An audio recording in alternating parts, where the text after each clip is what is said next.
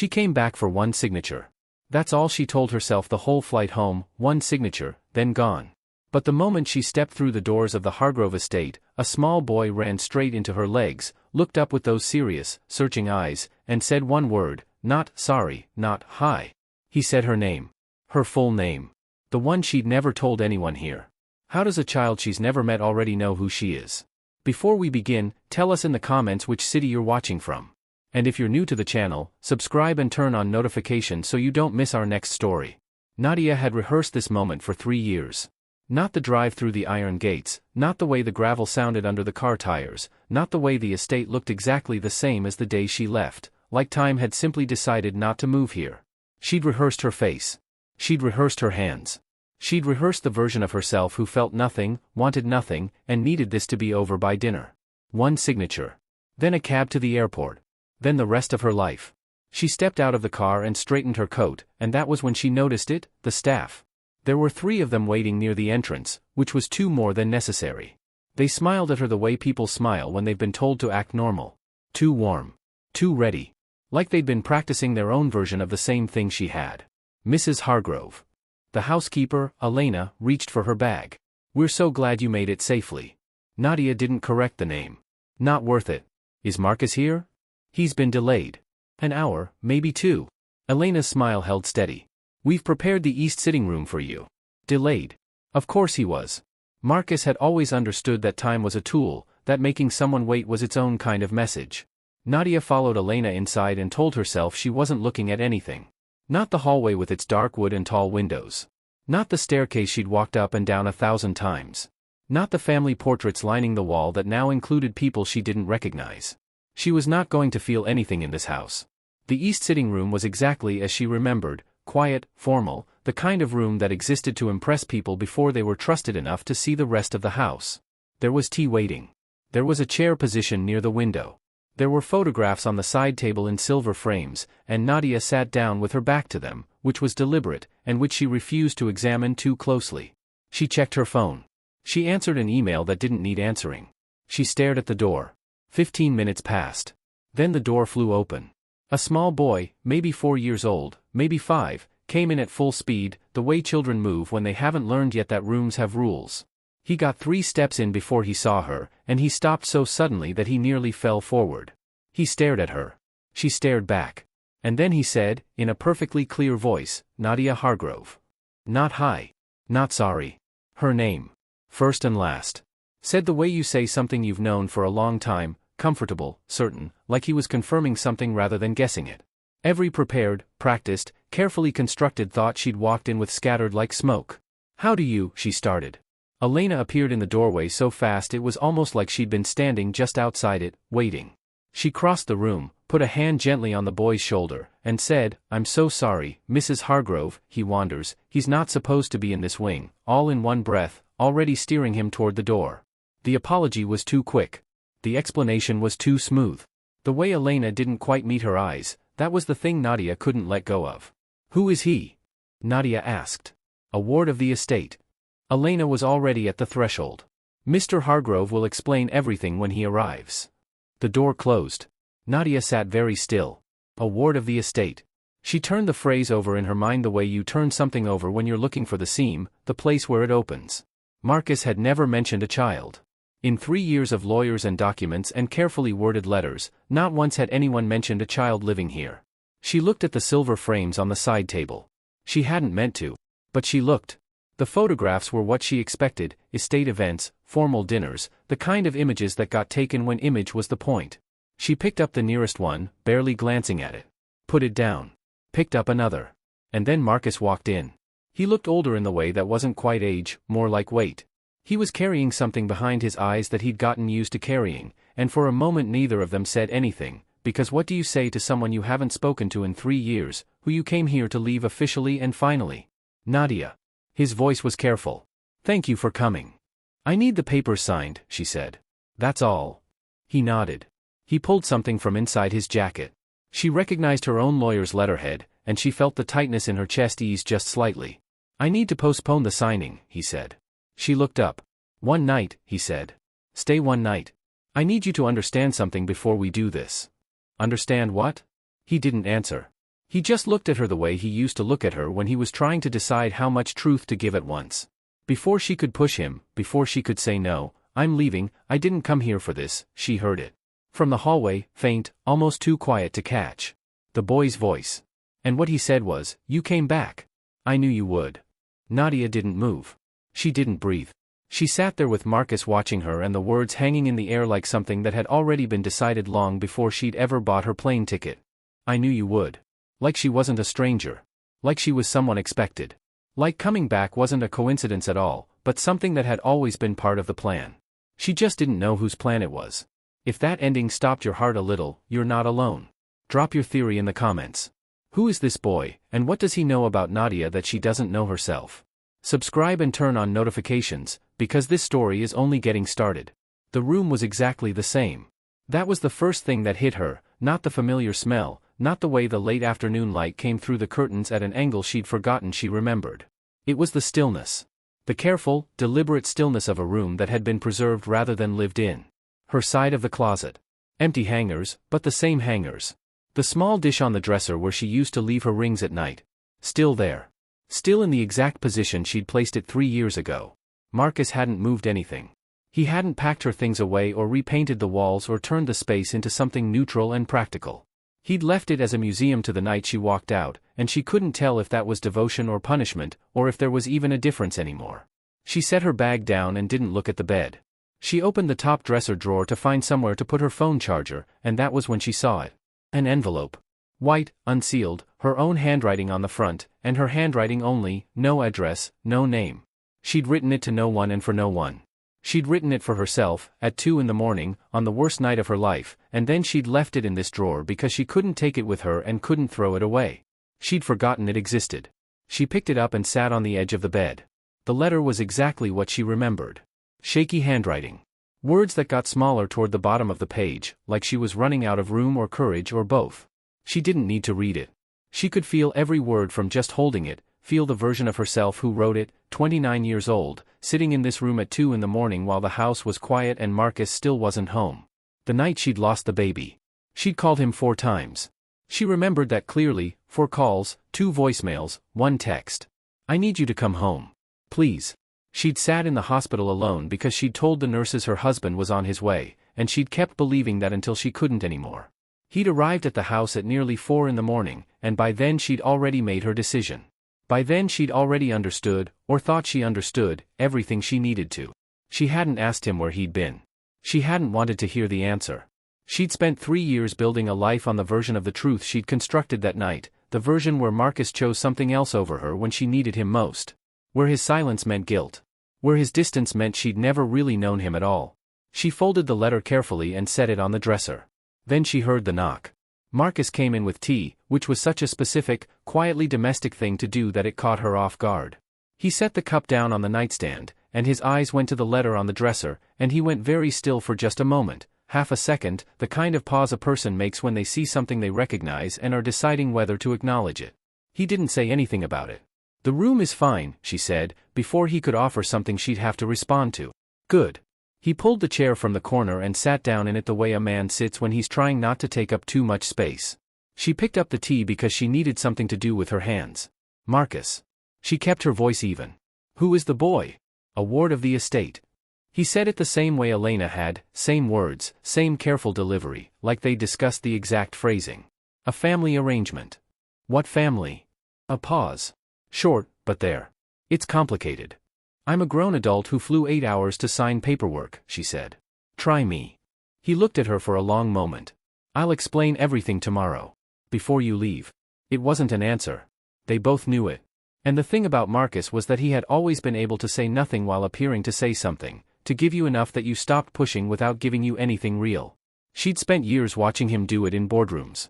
She'd spent years believing she was immune to it. She turned toward the window. The garden below was soft in the early evening light, and it took her a moment to find the boy because he was sitting very still near the far hedge, cross-legged on the ground. He was doing something with his hands, arranging objects in the grass. She leaned slightly closer to the glass. Stones.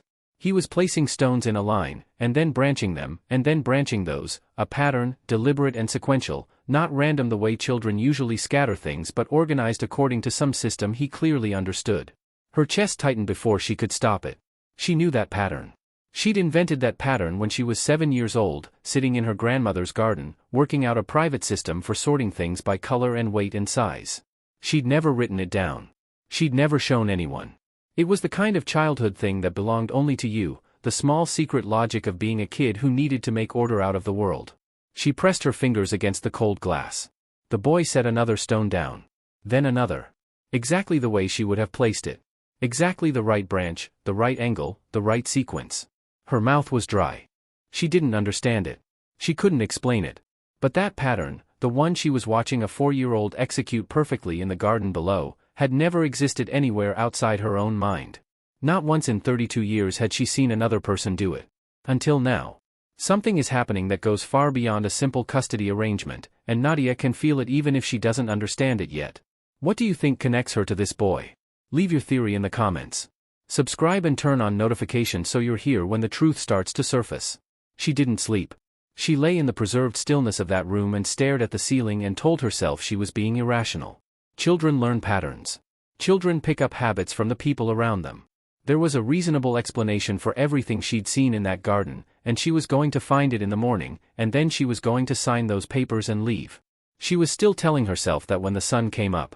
Elena was in the kitchen when Nadia came downstairs, and Nadia didn't waste time on politeness. How long has Eli been here? Elena kept her hands moving, wiping the counter, straightening things that didn't need straightening. About 2 years now. Where did he come from? Mr. Hargrove arranged it. A pause, measured and careful. Through the foundation. Which foundation?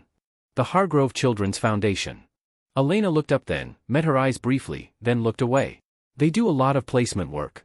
Private arrangements, mostly. Mr. Hargrove has been very involved. It was enough to redirect without actually answering anything.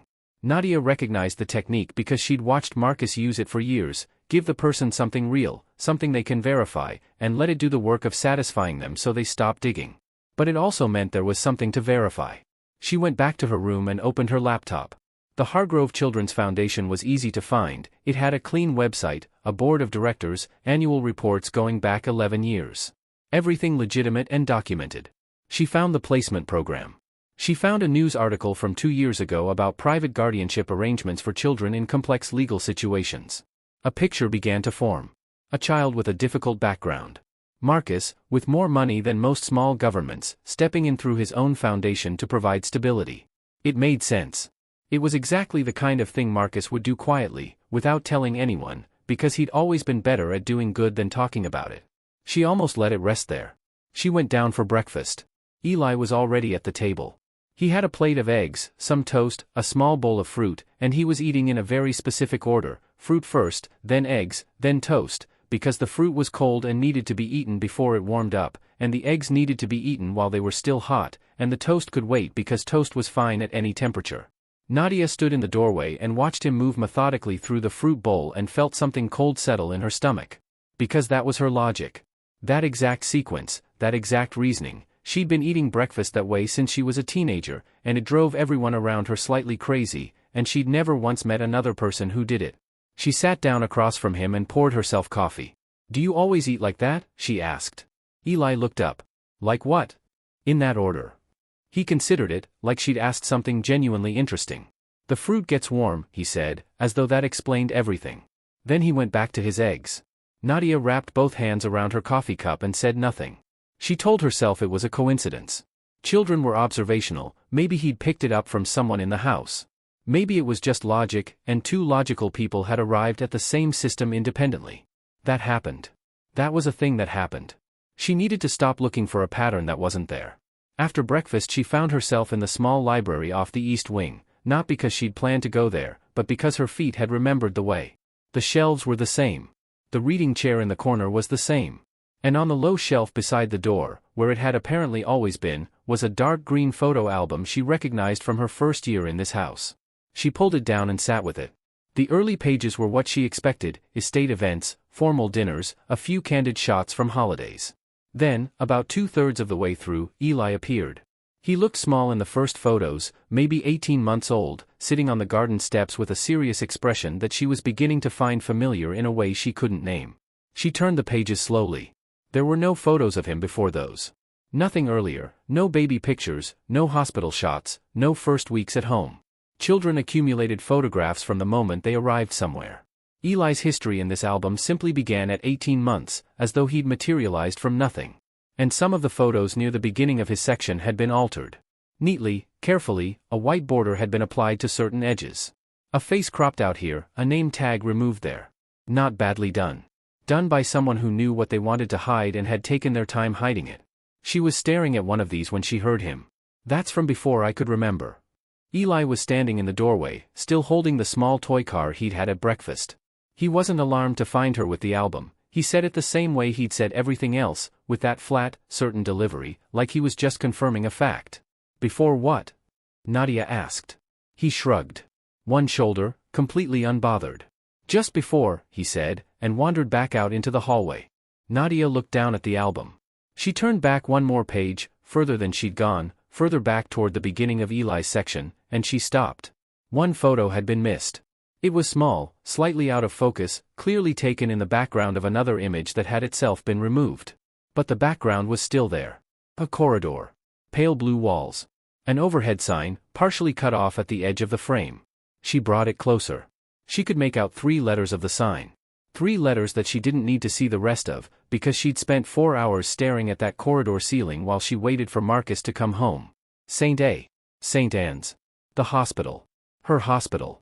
The one where she'd been admitted alone on the worst night of her life, in the wing where they took you when the thing you were hoping for was no longer possible. Her hands were completely steady, which surprised her, because the rest of her felt like the floor had just dropped away. This wasn't the foundation. This wasn't a private arrangement for a child in a difficult situation. Someone had been in that hospital, someone connected to Eli, on the same night she was there. And someone had been very, very careful to make sure she never found out. That photograph just changed everything, and Nadia hasn't even asked the right question yet. Drop your theory in the comments. Subscribe and hit the bell so you don't miss what she finds next. She found Marcus in his office. She didn't knock. She walked in, set the photo album open on his desk, and pointed to the image with the hospital corridor in the background. She didn't say anything. She just watched his face. He went still. Not surprised, that was the thing she noticed immediately. A surprised person's eyes move. They blink, they recalibrate, they search your face trying to understand what you've just shown them. Marcus did none of that.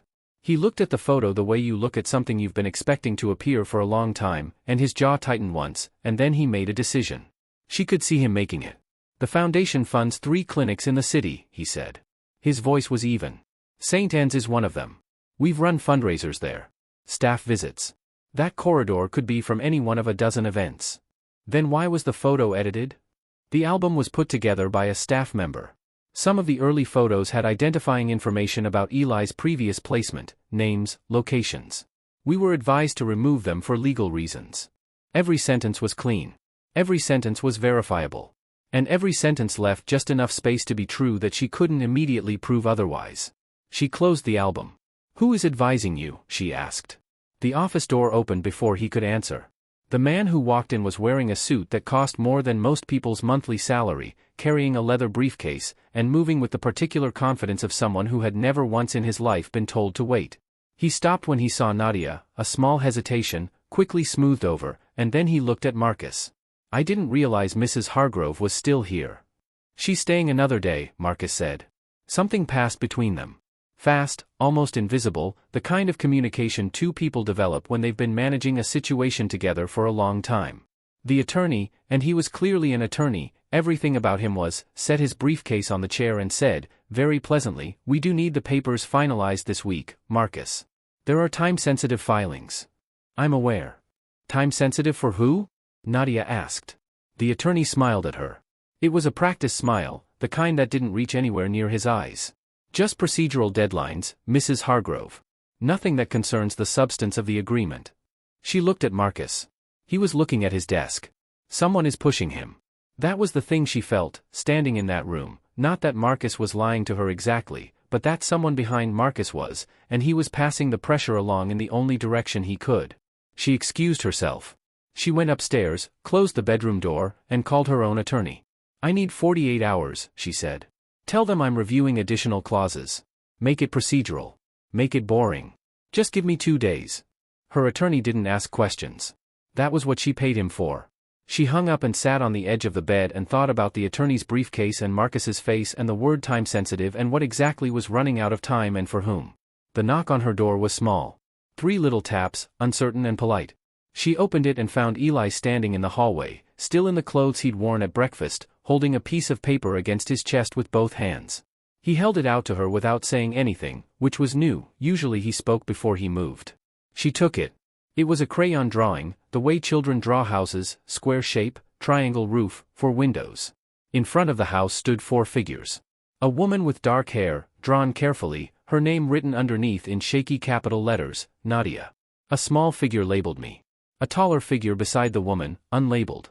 And off to the left, slightly separate from the group, a 4th figure, larger, darker crayon, pressed harder into the page. She looked at the unlabeled figure first. Is that Marcus? Eli shook his head. She looked at him. Who is that? He pointed to the figure beside her. That's the nice man. He said it simply, like she should already know this. Then his finger moved to the dark figure on the left, the one drawn separately, the one pressed harder into the page. And that's my first dad. Her throat tightened. Your first dad. From before? He said it the same way he always said before, like it was a whole chapter of his life contained in a single word, one he'd learned to hold carefully because nobody around him wanted to open it. She crouched down so she was at his level. What was your first dad like? She asked, keeping her voice gentle, staying in his register. Eli thought about it for a moment. He pressed his lips together. Then he said, loud. Just that. One word, delivered without drama, the way a child describes something they've accepted because they had no other choice. He took the drawing back from her carefully, like it was something important, and walked back down the hallway to his room. Nadia straightened up slowly. She stood in the doorway and looked at the drawing in her mind, the dark figure on the left, pressed harder than everything else, set apart from the family group, the only one without a name. A first father. A before. A man Eli had filed away under a word he used for things he didn't fully understand yet but remembered in his body. Loud. Not Marcus. Someone else entirely. Someone Eli placed outside the circle of the house he'd drawn, outside the group that included her name and his own, the way you draw a thing that doesn't belong where everything safe is. She thought about the attorney downstairs and his time-sensitive filings and the way Marcus had gone still when she'd shown him the photo. Someone was pushing. Someone was running out of time. And that someone was not in this house. Then where were they? A child's drawing just told Nadia more than any adult in that house has been willing to. What do you think the first dad has to do with all of this? Leave your theory in the comments, and subscribe with notifications on so you're here when the truth starts breaking through. She made the call from the car, parked at the end of the estate's long driveway where no one in the house could see her. St. Anne's records department told her what she already knew, that patient records were sealed, that without legal standing she couldn't access anything from that admission. She thanked them and hung up. Then she called the foundation's public records line and asked for a list of medical staff who had worked with the Hargrove family over the past 6 years. It took 20 minutes and a small lie about being a journalist working on a philanthropy profile. What she got was a name. It took her another hour to find the woman's personal number. Retired nurses were not hard to locate if you knew what to look for. The phone rang 4 times. Hello? Is this Margaret Calls? Nadia kept her voice steady. You worked the maternal unit at St. Anne's until 3 years ago. A silence. Long enough to be significant. Who is this? My name is Nadia Hargrove. I was a patient there. I need to ask you about one night specifically. She paused. I think you already know which night. Another silence. Then, very quietly, where can we meet? They sat in a coffee shop 20 minutes from the estate, in a booth near the back. Margaret Calls was in her 60s, with careful eyes and the kind of composed stillness that came from years of delivering news that couldn't be softened. She wrapped both hands around her coffee cup and looked at Nadia steadily. I can't show you anything official, she said. I want you to understand that first. I understand. What I can tell you is what I remember. She paused. That night, your admission, it wasn't as straightforward as what you were told. Nadia kept her hands flat on the table. Tell me. The infant was premature. Critical. You were sedated by the time the decisions were being made, and the physician on call, Dr. Reyes, he worked closely with the Hargrove family, he made a transfer order. Margaret looked at her steadily. Private facility. NICU. The paperwork was processed fast. Faster than it should have been. And the infant? Nadia's voice came out smaller than she intended. Survived. Margaret said it quietly, like she'd been holding it for a long time and was finally setting it down. As far as I know. The coffee shop kept going around Nadia, cups clinking, someone laughing near the door, a child at the next table asking for more sugar. She was aware of all of it distantly, the way you're aware of the world when the thing you're hearing is rearranging every truth you've built your life on. 3 years. She had spent 3 years grieving someone who was alive. Who had been here, in this city, eating breakfast across the table from her, arranging stones in a garden pattern she'd invented at age 7.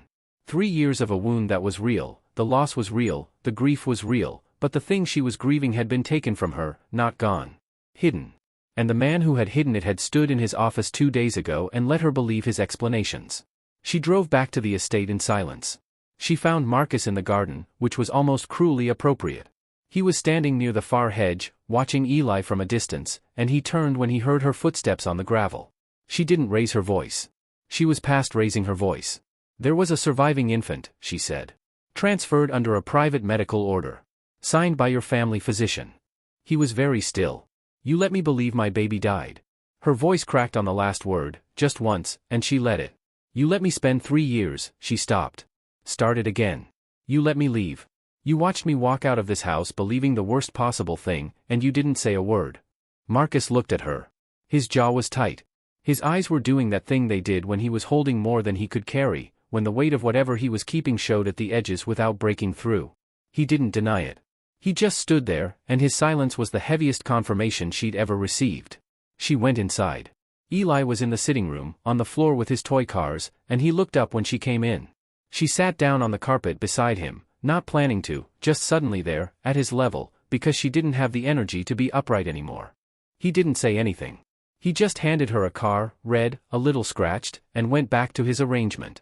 She held it in both hands. He was small and warm and completely unbothered by her presence, the way children are unbothered by the people they've already decided are safe. She watched him line up the cars with the same quiet focus she recognized, the focus she had when she was working through something, when she needed the world to hold still for a moment. She didn't know how long they sat there. When she finally looked up, Marcus was in the doorway. He was watching both of them with an expression she hadn't seen on his face in years, something tired, and careful, and painfully close to grief. You're not asking the right question yet, he said. She stood up. Then I want the DNA results. He reached into his jacket. The envelope was already there. It had clearly been there for a while, the edges were slightly worn, the seal already broken, like it had been carried and handled and set down and picked up again many times over many months. He held it out to her without hesitation, without explanation, without a single word of preparation. She took it. She opened it. She read it once. Then again. Then she stood very still with the paper in her hands because the result wasn't what she'd expected, and it wasn't what she'd feared, and it was something she didn't yet have words for. Not her son. Close, so close it bent every assumption she'd been holding, but not hers. Someone else's blood. Someone else's child. Someone who shared enough of her DNA to register on the test, to explain the patterns and the habits and the knowing, but who had come into the world through a different door entirely. The question she'd been asking for 4 days, whose child is this? Had just become the wrong question. Because the test was telling her something she hadn't thought to look for. Whose child is this? Wasn't the question. The question was, who in her family had been in that hospital on the same night she was? The answer Nadia found only opened a deeper door, and what's behind it is going to change everything she thought she understood. Leave your thoughts in the comments, because this story is not what any of us thought it was.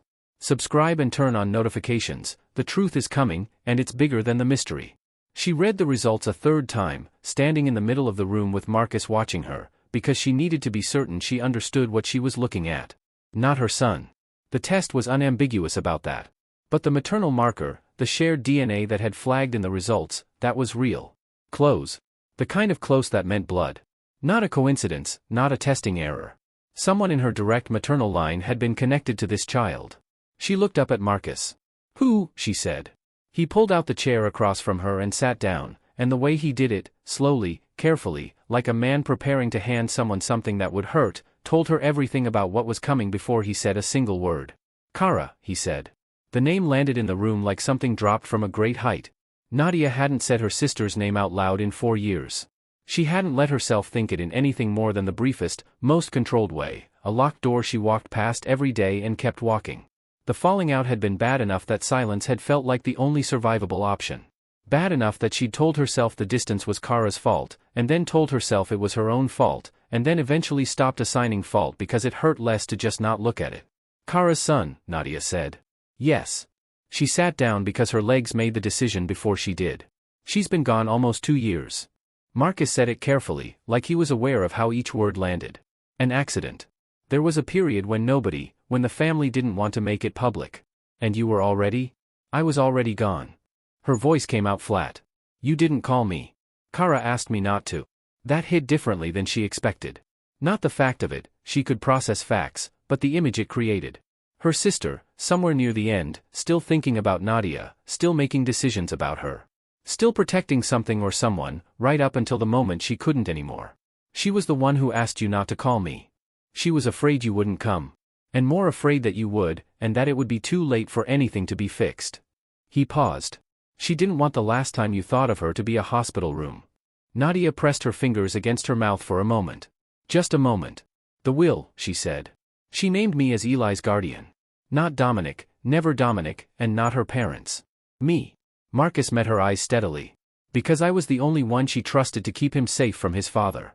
That word, safe, sat in the air between them with weight behind it. The man in the drawing, Nadia said. Eli's first dad. Dominic Reeve.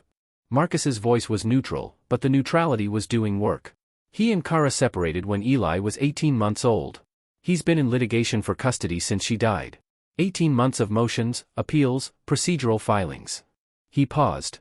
He has money and patience and a very good legal team, and he has never once asked about Eli's well-being in any filing. Only his rights. There was a difference, Nadia understood, between a father who wanted his child and a man who wanted to win. She was beginning to understand which one Dominic Reeve was. And the attorney who came here, she said. The one with the briefcase. He's been managing the case. We've been holding. But Dominic filed a motion last week. Marcus folded his hands on the table. Emergency custody transfer. Expedited review.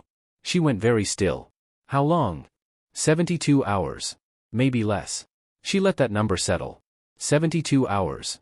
The man in Eli's drawing, pressed harder into the page than anything else, drawn slightly apart from everything safe, that man was 72 hours from having legal authority over the child sitting somewhere in this house right now, lining up his toy cars with quiet focus, eating his fruit before his eggs so it didn't get warm.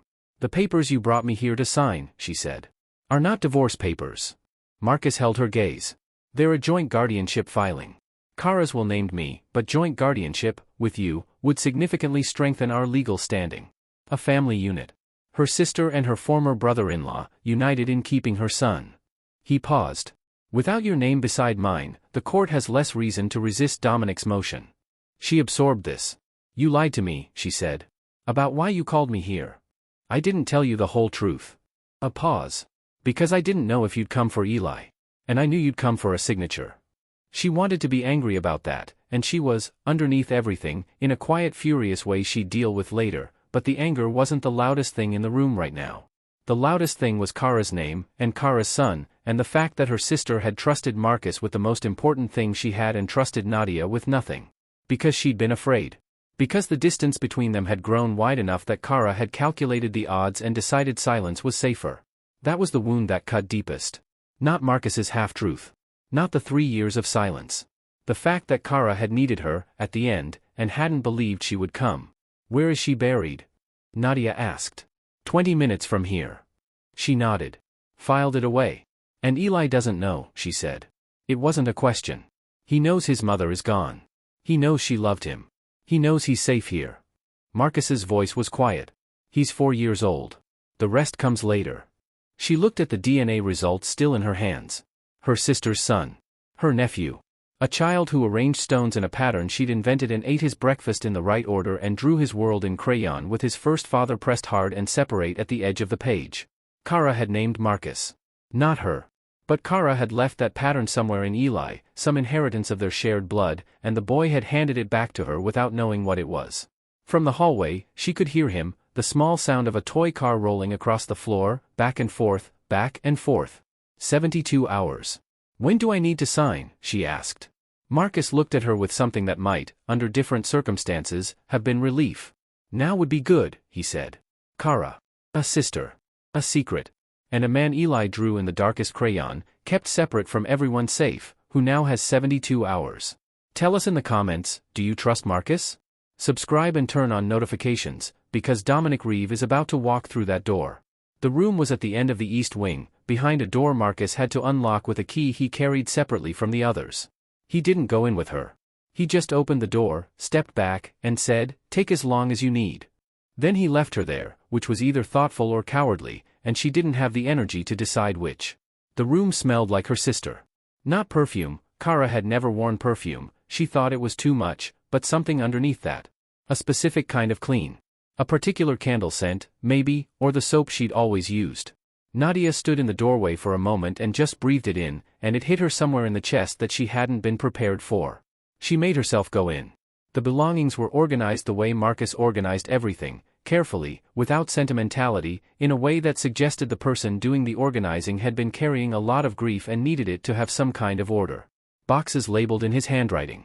Kara's books on a shelf. A small collection of things from her kitchen, a mug, a wooden spoon, objects that had no value to anyone who hadn't watched her use them every day. And on the desk, 3 journals. Dark green covers. Kara's handwriting on the spine, small and neat, dates written in pencil. Nadia picked up the first one and sat down in the desk chair.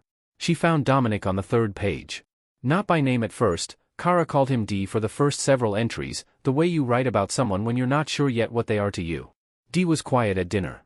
D said something that made me feel small and then apologized in a way that made me feel worse. D bought me flowers today. I kept waiting to feel grateful and mostly felt watched. Nadia read slowly. By the middle of the journal, Kara had stopped calling him D. She'd started documenting. Dates. Specific incidents. Words he'd used, in quotation marks, written down immediately after so she wouldn't forget the exact phrasing. Kara had understood, at some point, that she was building a record. That she might need it. She'd been afraid of him. She'd known what he was, and she'd stayed longer than she should have because leaving someone like Dominic Reeve required a plan, not just courage. And she'd made that plan, carefully and quietly, while writing about it in green journals that she'd trusted to the one person she believed would protect them. Not Nadia. Marcus. Nadia set the journal down for a moment and looked at the ceiling. The falling out between them, the thing she'd built a 4-year wall out of, had started over something that seemed significant at the time and felt hollow now. Kara had made a choice during a hard period in Nadia's life that Nadia had read as abandonment. She'd been wrong, or partly wrong, or right about the surface and completely wrong about the reason underneath. And instead of asking, she'd gone cold, the way she always went cold when she was hurt, and Kara had let her because Kara had always known that pushing Nadia only made it worse. She'd waited. And then she'd run out of time to wait. Nadia opened the 3rd journal and turned to near the end. She found her own name in the second-to-last entry. Her full name, which Kara almost never used. Nadia will be angry when she finds out. She'll be angry that I didn't tell her, and then she'll be angry at herself for not asking, and then she'll be angry at Marcus for knowing, and that anger will last about a week and then she'll just be sad. She's always sad underneath. She just won't let anyone stay long enough to see it. She'll come back when she understands. She always comes back. That's the thing about her, she came back for the wrong things and missed all the right ones. I hope she makes it in time for Eli. He's going to need someone who came back. Nadia didn't realize she was crying until a drop landed on the page and she moved the journal quickly, instinctively, protecting her sister's handwriting. She was pressing her fingers against her eyes when she heard the knock. 3 small taps. She knew that knock. "Come in," she managed. Eli pushed the door open and stood in the frame, looking at her the way children look at crying adults, not scared, just careful. Trying to understand the situation before committing to a response. "Why are you crying?" he asked. "I'm reading something your mother wrote." He considered this. Then he came in, walked across the room, climbed up onto the chair beside her with some effort, and settled himself with the seriousness of someone who had made a decision about where they needed to be. "She used to cry when she read too," he said. He said it simply, without drama, the way he said everything. She said it meant it was true. Nadia looked at him for a moment. At his small serious face and his careful eyes, and the way he sat beside her like this was a completely normal thing to do, sit next to a person who was crying and just stay there, the way his mother must have taught him that staying was what mattered. She put her arm around him. He leaned into her slightly, just slightly, the way children lean when they're not sure yet but they're willing to find out. She sat there with Kara's journal in her lap and her sister's son against her side and let herself feel the full weight of the 4 years she'd wasted being too proud to make a phone call. Then Marcus appeared in the doorway. He looked at the two of them, and something moved across his face that he didn't try to hide. Then he said, "Dominic's legal team called." She straightened. And? They know you're here. He paused. They're not just filing for custody anymore. They're arguing that the Hargrove household is unstable. That the guardianship arrangement is informal and compromised. He held her gaze. They're citing your estrangement from Kara. Your 3-year absence. Your unresolved relationship with me. The warmth of a moment ago cooled fast. They're using me, she said. Your history here can be framed 2 ways, Marcus said carefully. A woman who came back to fight for her nephew. Or a woman with a broken marriage and a family estrangement who has been brought in at the last minute to prop up a failing guardianship claim. He paused. Dominic's team is going to argue the second one. Nadia looked down at Eli, who was listening to this with the focused attention of a child who understands that something important is being discussed even if they don't know what. So my signing helps, she said. And my history could sink it. Yes. She looked at Kara's handwriting on the open page. She came back for the wrong things and missed all the right ones. Not this time. Then we need to make sure my history isn't a liability, she said. Who do we call? Kara saw all of this coming, and she trusted that Nadia would show up when it mattered most. Do you think she will? Drop your thoughts in the comments, and subscribe with notifications on, because Dominic Reeve is not done yet, and neither is this story. She found the phone at the bottom of her bag. Her old one. She'd been carrying it for months without turning it on, meaning to transfer the last few things off it and never quite getting around to it. She plugged it into the charger in the bedroom and sat on the edge of the bed while it powered up, and she wasn't thinking about Kara specifically, she was just waiting for the screen to load. Then the voicemails came through. Old ones, backed up, queued in the order they'd arrived. The last one was from a number she still knew by heart. She stared at it for a long time. She'd listened to the beginning of this voicemail once, 3 years ago, on a day when she was already exhausted and angry and not ready to hear Kara's voice asking for something she didn't have left to give. She'd stopped it after the first 10 seconds. She'd told herself she'd call back when she was ready. She was never ready. And then there was no one to call. She pressed play. Kara's voice was careful at first. The kind of careful that meant she'd practiced the opening. Hey. It's me. I know you're probably not, okay. I just need you to call me back. I know that's a lot to ask right now, but I need you to call me back. A pause. Background noise. She was outside somewhere, or near an open window. There's something I should have told you a long time ago and I kept thinking I'd find the right moment and there isn't a right moment, there's just this one. So, call me back. Another pause. Longer. I love you. You know I love you even when you make it incredibly difficult. A short sound that might have been a laugh. I need you to know something about Marcus. It's not what you think. It was never what you think. Please just, call me back, Nadia. Please. The voicemail ended. Nadia sat with the phone in both hands and the silence around her, and 4 days between that message and the call she never made. 4 days. Kara had left that message 4 days before she died, and Nadia had listened to the first 10 seconds and put the phone down and gone back to being angry, which was so much easier than being the person who picked up. She set the phone on the nightstand. She pressed her hands flat against her knees and breathed in and out, slowly, the way you breathe when you're trying to stay inside your own body instead of drifting somewhere you can't come back from. Then she got up and went to find Marcus. He was in the kitchen, standing at the counter with a coffee he hadn't drunk, looking out the window at the garden. He turned when she came in. She didn't say anything at first. She just stood there, and he looked at her face and seemed to understand that something had shifted. The voicemail, she said. He nodded, once. She said it wasn't what I think. About you. Nadia kept her voice steady. What was she going to tell me? Marcus set the coffee down. He was quiet for a moment. Not the quiet of a man choosing his words to protect himself, but the quiet of someone carrying something for a very long time who is finally setting it down. The night you were at St. Anne's, he said. The night you called me. She waited. I was at Mercy General. On the other side of the city. He looked at her steadily. Kara called me at 9 that night. She was in a bad place, worse than I'd seen her before. She'd been trying to leave Dominic for weeks and he'd found out, and she needed someone to come. He paused. I went. The room was very quiet. I didn't tell you, he said, because Kara asked me not to. She didn't want you to know how bad it had gotten. She was ashamed, I think, in the way people are ashamed about things that aren't their fault. And she didn't want you to feel guilty for not being there when you were dealing with your own, when you were going through what you were going through. Nadia thought about that night. The 4 calls. The 2 voicemails. The text. Please come home.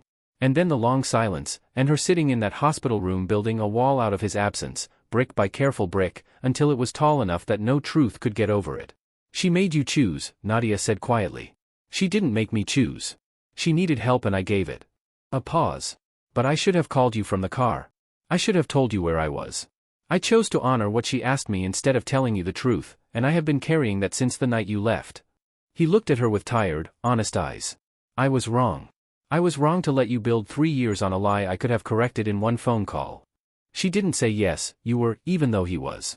She didn't say anything at all, because what was there to say that covered all of it, the wasted years, and Kara's shame, and Marcus standing alone in a hospital across the city while she sat alone in a hospital across the city, two people who loved the same woman failing to reach each other on the worst night any of them had. Her legs gave out quietly. Not dramatically.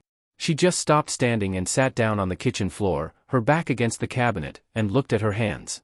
She heard small footsteps. Eli appeared around the corner in his socks, holding the red toy car he seemed to carry everywhere. He looked at her sitting on the floor, considered it, and then came and sat down next to her. Not touching, just close. His small shoulder near her arm. He didn't ask if she was okay. He didn't ask anything. He just sat there with his car in his hands and looked at the opposite wall, the way you sit with someone when you understand, the way Kara must have sat with him on hard days, teaching him without words that staying was what mattered. They sat like that for a while. Then, from the front of the house, came the sound of tires on gravel. Marcus appeared in the kitchen doorway. He looked at both of them on the floor, and then he looked toward the sound, and his expression shifted into something controlled and careful, the face he wore when he was preparing for something he'd been dreading. "He's here," Marcus said. Nadia didn't ask who. She already knew. After everything Kara protected, everything Marcus carried, everything Nadia missed, the man she's been warned about just walked through the gate. Leave your thoughts in the comments. Subscribe and turn on notifications, because this is the moment the whole story has been building toward. Dominic Reeve was exactly what Kara's journals had warned her about. That was the first thing Nadia thought when he walked through the front door, not that he was dangerous, not that he was frightening, but that she would have liked him if she didn't know. He was the kind of man who made a good first impression the way other people breathe, effortlessly, automatically, without appearing to try. Tall, well-dressed without being showy, a face that arranged itself into something open and slightly sad, the expression of a man carrying a quiet grief he wasn't asking anyone to acknowledge. He shook Marcus's hand.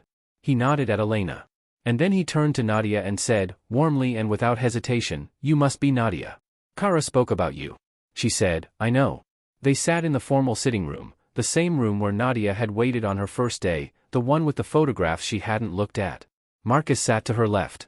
Dominic's attorney was present, briefcase open, papers fanned out on the low table with the practiced arrangement of someone who wanted the room to feel like a done deal. Dominic spoke first. He spoke about Eli, about missing him, about the importance of a child knowing his father, about the disruption this long legal process had caused everyone, including, he said sincerely, himself. He said the word family 4 times in 5 minutes. He said he had never wanted any of this to become adversarial. He was very good. Nadia watched him the way she'd learned to watch people in boardrooms, not at their faces, but at the gap between what they said and what they did with their hands, their weight, the small adjustments they made when they thought no one was paying attention. Dominic's hands were very still. Controlled. The hands of someone who had learned, at some point, that stillness read as calm. Kara had documented those hands. Eli was brought in midway through the conversation, Elena's doing, Nadia suspected, some agreed-upon moment designed to appear natural. He came in quietly, wearing the blue sweater he'd had on at breakfast, holding the red car. He stopped when he saw Dominic. "Hello, Eli." Dominic's voice shifted, softer, warmer, the register men use when they want to seem safe. Eli said, "Hello." Not hi, not dad, not anything that closed the distance. Just hello, polite and careful, the word you use with someone you've been taught to be polite to. He stood near the doorway for a moment, and then, without being asked or prompted, he crossed the room and sat down next to Marcus. Not dramatically. Not as a statement. Just quietly, the way you go to the place that feels like yours. Dominic's smile didn't waver. But his eyes moved to his attorney, briefly, and then away. Nadia noted it. The break came 40 minutes in. Marcus and Dominic's attorney stepped out to review a procedural document, which left Nadia in the room with Dominic, which she suspected was not an accident on Dominic's part. He waited until the door closed. Then his posture shifted, barely, just enough to signal that the performance was being adjusted for a smaller audience. "I think we both know this doesn't need to be as complicated as Marcus has made it," he said. His voice was still pleasant. Still reasonable. "You came here for a signature on divorce papers. That's all you wanted. I respect that. I think you're being put in an incredibly unfair position by someone who has his own reasons for keeping you involved. Nadia looked at him steadily. What are you offering? Walk away from the guardianship filing. You don't know Marcus anything, he kept you in the dark about your own sister for 2 years. That's not a man who deserves your loyalty. A pause. You get your divorce finalized cleanly, no delays, no complications. Eli comes home with his father. Everyone moves forward. He said home like it was a neutral word. She thought about the journals. The dates written in pencil. The specific incidents, the exact phrasing, the careful documentation of a woman who understood she was building a case and did it quietly and alone because she didn't know if anyone would believe her if she asked for help out loud. I'll think about it, Nadia said. Dominic nodded like that was the answer he expected. Like it was already settled. She found Eli in the hallway outside, sitting on the bottom stair with his car, waiting in the particular patient way he had, like he'd learned early that adults took a long time and it was better to just find somewhere comfortable and stay there. She sat down next to him. Can I ask you something? He looked up. Do you want to go with him? She kept her voice gentle, no weight on it, no pressure. Just the question, clean and simple. Eli looked at the red car in his hands. He turned it over once. Then he got up, walked down the hallway to the sitting room doorway, and stood next to Marcus. He didn't look back at her. He just stood there, small and certain, next to the person he'd chosen, and that was his answer, not a speech, not an explanation, just a 4-year-old boy putting himself where he felt safe. Nadia sat on the stair for a moment longer. She thought about the question she'd arrived here with 5 days ago, who is this boy? And how much energy she'd spent trying to answer it. The stone pattern. The breakfast habits. The photo album. The hospital. The DNA results. All of it in service of a question that was never really the right one. The right question wasn't who Eli was. It was who she was going to be. She was the woman who'd left when it got hard. Who'd built a wall out of a single night and called it self-protection. Who'd missed 4 years of her sister's life and all the phone calls and the journals and the boy who arranged stones in a pattern she'd invented, and she'd missed all of it because she'd been too proud and too hurt and too certain that leaving was the same thing as surviving. Kara had said she always came back. Had believed it even when Nadia gave her no reason to. She stood up. She walked into the sitting room, picked up the pen from the table, and signed her name on the joint guardianship filing, clear, unhurried, her full signature the way she wrote it when she meant it. Dominic's composure held for exactly 1 second. Then it cracked. Just for a moment, a flash, there and gone, but in that flash was something that didn't belong on the face of a grieving father.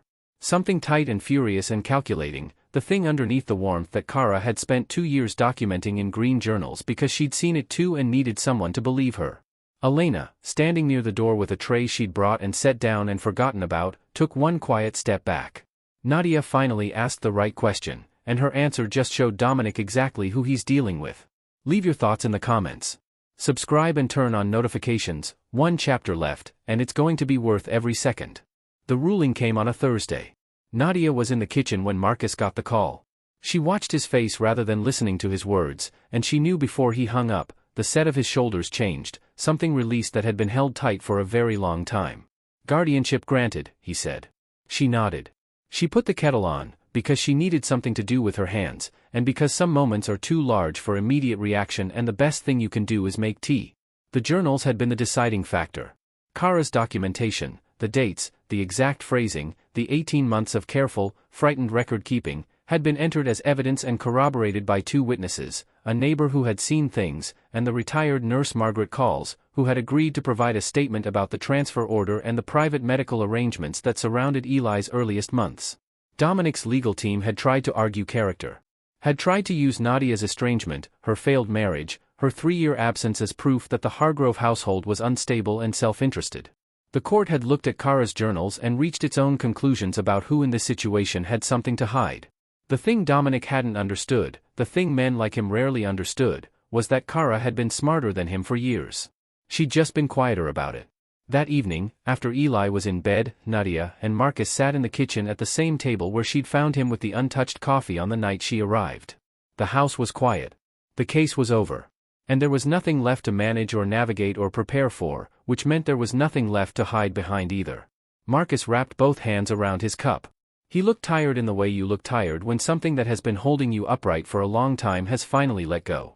I know you're not staying, he said. Not accusing. Just stating. I didn't say that. He looked up. I said I was staying for a while. She met his eyes. I don't know what that means yet. I don't think either of us should decide what it means right now. He nodded slowly. She looked at the table for a moment, then asked the question she'd been carrying for days. Why didn't you just tell me? That night? You could have called me from the car on the way to Kara and told me where you were going. It would have taken 30 seconds. He was quiet for a long time. I thought you'd think I was making it up, he finally said. That it would sound like exactly the kind of story a man tells when he's been somewhere he shouldn't be and needs an excuse. Your sister needed help, I went. I knew how that would sound to you at 2 in the morning when you'd already left 4 messages and I hadn't answered. He paused. I thought the truth wouldn't sound like the truth. Nadia sat with that. You were right, she said quietly. I wouldn't have believed you then. It was the most honest thing she'd said to him in years. Maybe ever.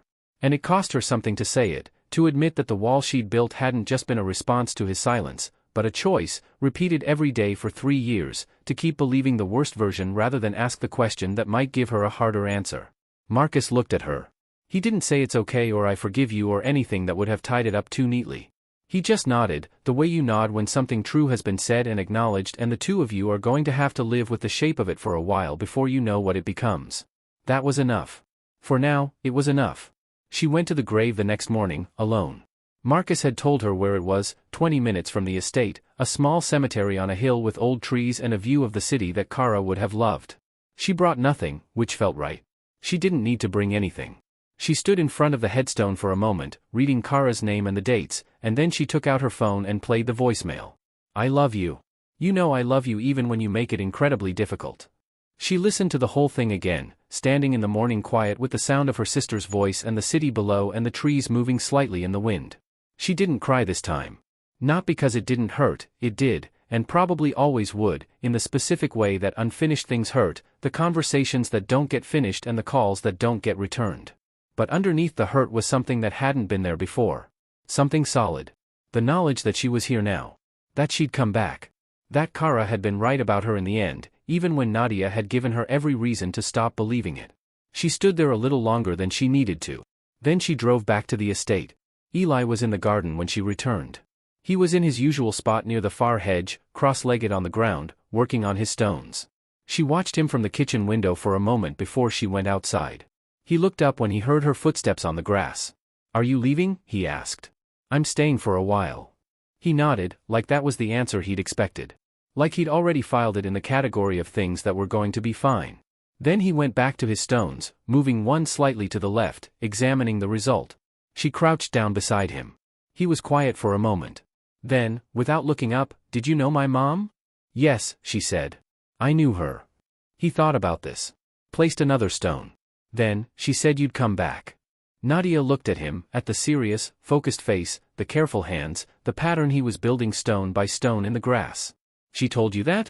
He shrugged the way he always shrugged, one shoulder, unbothered. She just said it. She said your Aunt Nadia will come back. She said you always do. Nadia didn't say anything. She just stayed crouched beside him, close to the ground, close to the stones. After a moment, Eli picked up a small flat stone and placed it carefully in the pattern, a branch off the main line, then another branch off that, following a logic she recognized instantly because it was her logic, the system she'd invented at age 7 in her grandmother's garden, the one she'd never written down or taught to anyone. I'll show you how it works, he said, picking up another stone and holding it out to her. You put this one here. Then this one goes here. See? She took the stone from his hand. She placed it exactly where she would have placed it, in the sequence she'd always known, and Eli looked at it and gave a small satisfied nod, like she'd gotten it right. He didn't know it was hers first. He'd never know that, at least not yet, not for a long time. And maybe it didn't matter. Maybe what mattered was that it had traveled from her to Kara, from Kara to him, through blood and love and all the invisible ways people carry each other without realizing it, and now it was here in a garden on a Thursday morning, being passed back to her by a small boy who thought he was teaching her something new. She placed the next stone herself, without being told. Eli watched, and nodded again, and kept going. Kara knew. She always knew. And this time, Nadia made it back in time. If this story moved you, share it with someone who needs to hear it, and leave a comment telling us what moment hit you hardest. Thank you for being here for every chapter. We'll see you in the next story.